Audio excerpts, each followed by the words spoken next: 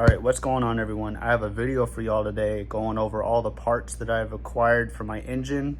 The parts on the engine are approximately 99% complete. I managed to get just about everything I needed, minus a couple clamps, but I pretty much have every part that I need for my engine. And now the only things left I need is all the wiring and make the headers for it. So right now I'm planning out the headers for the engine. As far as wiring, it's a bit tricky. It's going to take some math because the wires are longer than normal, so I have to size the wires up. There's no sense in spending $300, $400 on wiring just to turn it on and watch all the wires burn up, like what happened with my fuel pump when I had that wired. I used the right wire, but it was too long, burned it. So here's the parts that I got for my engine, and this is everything that I got so far. All right, I got a brand new box of parts. There's still a couple things that need to come into the mail, but basically all that I'll need to get after is just a couple of miscellaneous hoses and get my oil pressure sender set up. I got my carb choke set into place, but it's not locked in. I had to finagle washers to cover this hole. The washers are too thick, so I'm gonna have to play with some hardware to get this set up. But now I actually have a carb choke. Let's get a zoom out. That's pretty damn sweet. All right, so I got the spring out, and this is actually a really weird finding. So I said I would match it up and grab the other one. This universal kit in hand, there's a difference in the springs, right? But like actually physically squeezing them in my hands, the one that came out matches to the small one. Like it's roughly the same pressure in my hands. This one seems to be softer. So I'm gonna try this one, and hopefully my fuel pressure doesn't go through the roof. I got LS3 style dummy plugs. So I'm about to throw these O-rings on and hope to God they don't hit my fuel rail. I got a brand new Canton dipstick to go right into those bottom bungs on my oil pan. And factory 260, 289, it'll go about right here on the front. It goes straight into the timing cover like that, but you know, shorter. This is SN95 Fox body, but the length of it, actually that's perfect. I could bend it up. I just really wish it wasn't going through the headers, but I guess I'll just have to put it on and look at it. Also, I got myself a set of cut to fit spark plug wires, because as I'm routing them down through here, the very last spark plugs are just too tight. As I'm routing the number 8 one, or the back cylinders, as I'm routing the back ones through, trying to tuck them in nice and neat, they're in the way of the headers, and there's just not enough slack. So I got these cut to fit Rosso ones, and too much slack on this coil. So the coil wire on this, I'm gonna figure out how I can tighten this up, maybe 3 or 4 inches, so it's not like dead tight, but I don't got all this. This is my first attempt doing spark plug wires, and the wiring tools that I have, I'm not equipped to do gauges this big. And so I have either battery cable or regular wiring tools, and so I need a happy medium in order to do these properly. So I'll have to come back and do my spark plug wires another day. All right, so I got the choke cable set up to the choke, but I really need to mount the actual knob to pull, because I tried doing a loose fit test pull. Shit's not working, and my switch panel might be too thin and flimsy to mount it there. So I might need to find a sturdier place to mount my choke. But I have the choke installed. I have some of my injector plugs installed. I need to press them into place. But I will give y'all a pretty good view of what I have so far. And so I put my summit gauge in, swapped out my spring, did my choke cable. I got my set of spark plug wires, but I don't have the tools to finish those. I have my belts now, but I gotta install my drive shaft bolts, put the car down, lock the tires, put it in the gear, and then that way I'll have enough resistance to actually tighten down the harmonic balancer, and then I can get the belt installed. I think the one they sent me might be a 1/2 inch or a whole inch too short. I bought the alternator belt, fits like a glove, but I think the main belt might be too short. I got my throttle return bracket, but I'm having some hardware issues right here. Back one fits fine, but this stud is too short, and I don't have long enough hardware laying around for it. I relocated my oil pressure sensor to the water pump. Hopefully it doesn't vibrate it to death. I was looking at the fitting for my new dipstick, and there's two down there.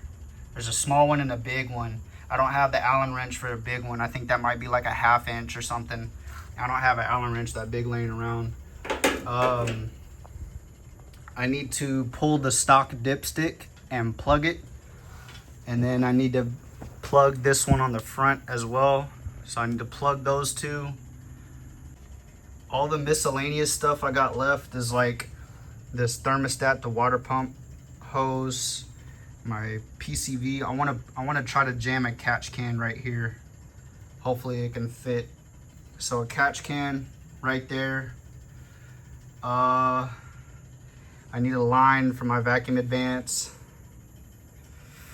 I'm still trying to make the line from my fuel rail, my fuel log, up to my fuel pressure regulator.